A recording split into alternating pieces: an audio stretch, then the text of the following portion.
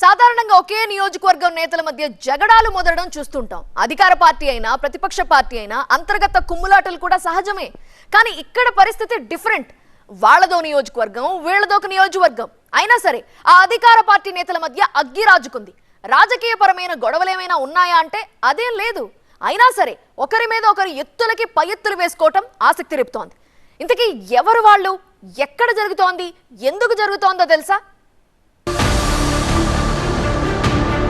Ponnuru versus Guntur west. అటు గల్లా ఇటు ధూళిపాళ్ల మధ్యలో మద్దాలిగిరి.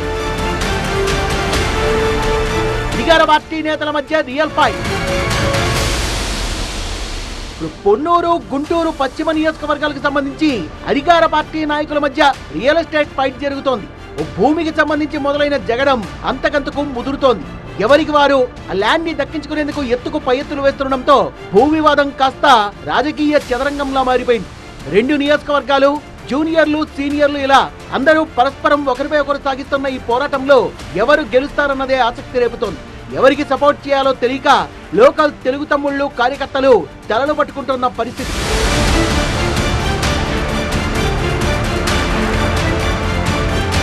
కథలోకి వెళ్తే పొన్నూరు నియోజకవర్గం పరిధిలోకి వచ్చే కాజా టోల్గేట్ సమీపంలో మాజీ ఎమ్మెల్యే మద్దాలిగిరి సోదరుడి కొడుకు రవికిరణ్ కు 9 ఎకరాల భూమి ఉంది. ఏవో అవసరాల కోసమని దాన్ని అమ్మకానికి పెట్టాడు.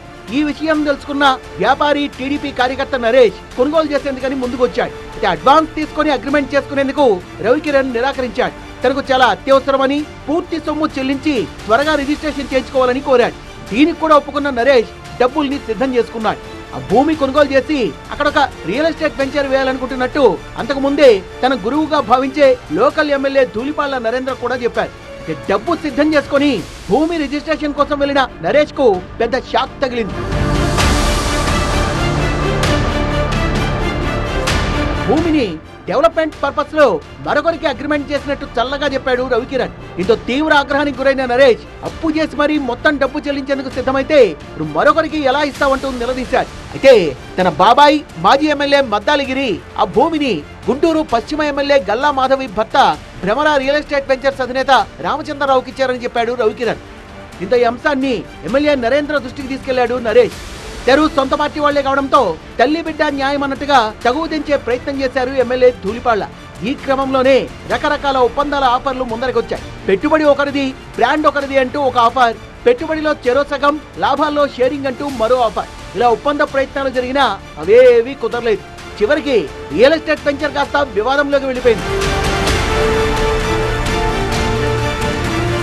ఇది చూస్తే సొంత పార్టీ నేతల మధ్య తగాదాను పరిష్కరించాలనుకుంటే అటుపోయి ఇటుపోయి ఇప్పుడు ఈ వివాదం ఎమ్మెల్యే ధూళిపాళ్ల మెడకు చుట్టుకుంటున్నట్టుగా తయారైంది.